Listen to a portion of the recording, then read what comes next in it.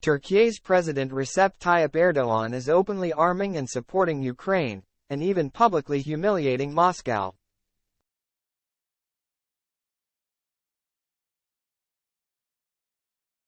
Yet Russia's leader Vladimir Putin has little choice but to accept the destruction and denunciation.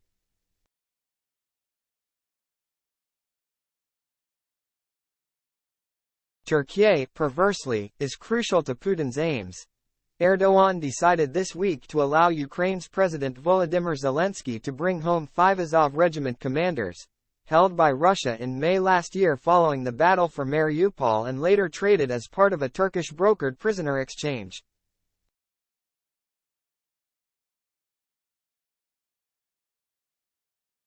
The Kremlin decries the volunteer Azov Regiment as Nazis and a terrorist organization, with the decision to allow the commanders to return portrayed in Russia as another Turkish stab in the back.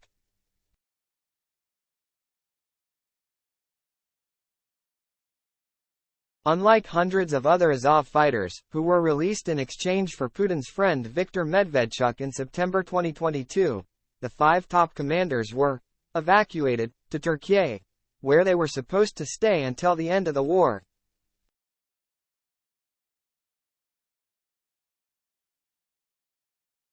The return of the leaders of Azov from Turkey to Ukraine is nothing more than a direct violation of the terms of the existing agreements, Putin's spokesman Dmitry Peskov said, adding that the release was a result of heavy pressure from Turkey's NATO allies.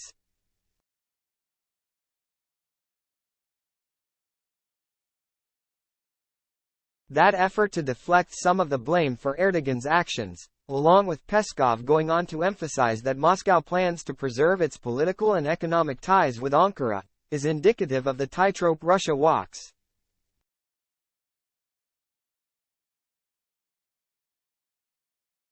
Moscow hopes to see Turkey become a regional gas hub. More importantly, Turkey remains a safe haven for Russian oligarchs who have been ostracized by the West.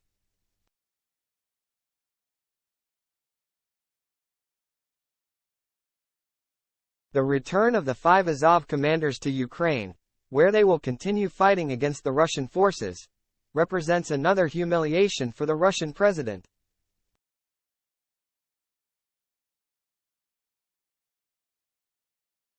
All this is why Russia's Federation Council's threat about adding Turkey to the list of unfriendly countries is unlikely to ever be approved by Putin.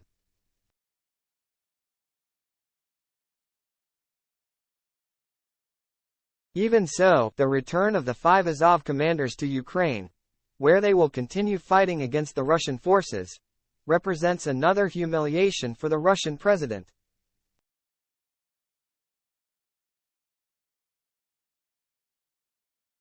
And to come so soon after Yevgeny Prigozhin's aborted mutiny, it could carry an impact for Putin's reign.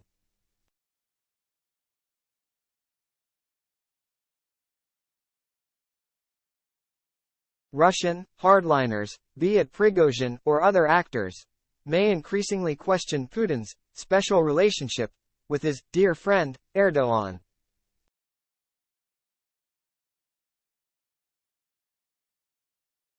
For now, the Kremlin will almost certainly continue doing business as usual with Ankara.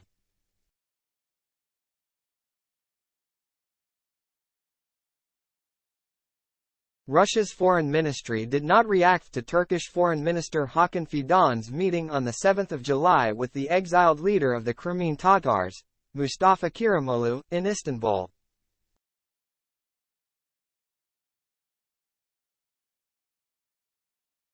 Moscow does not seem willing to take any steps that could affect its cooperation with Ankara.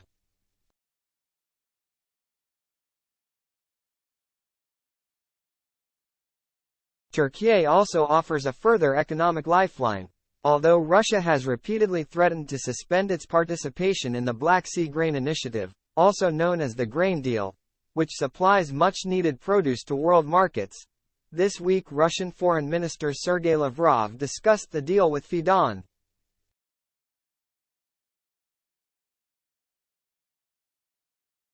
A goodwill gesture, as Moscow likes to cast it, could extend the deal that allows Ukraine to freely export its grains through the Black Sea ports to Turkey's.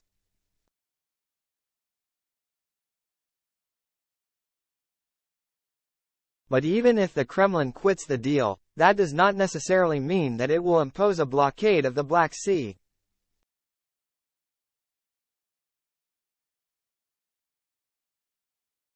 Policymakers in Moscow are quite aware that Kyiv and Ankara could simply continue implementing the grain deal without Russian participation.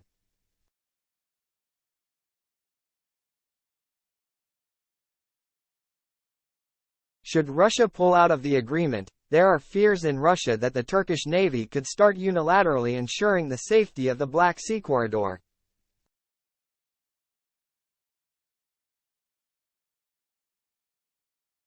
Such an outcome would represent another humiliation for the Kremlin. Russia would unlikely dare to sink Turkish ships, a NATO member, after all, leaving the potential of a Turkish Navy presence in Ukraine's territorial waters, and even the opportunity to provide Ukraine with weapons via the sea.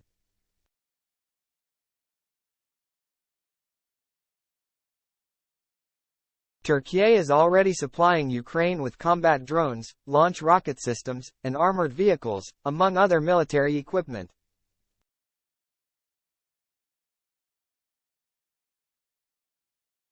Turkey's defense company Baker has said it will build a drone factory in Ukraine, with production planned to start in 2025.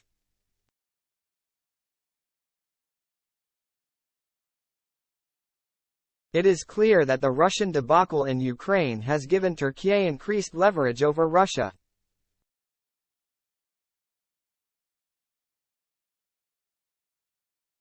Erdoğan has an upper hand over Putin, and the Russian leader reportedly still sees the Turkish president as a man of his word.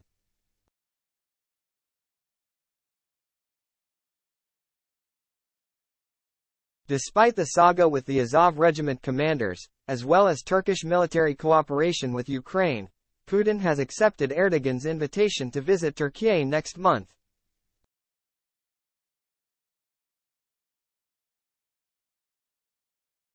Can Putin be sure that his friend will not betray him again, have him arrested, and send him to The Hague where he could face a war crime trial?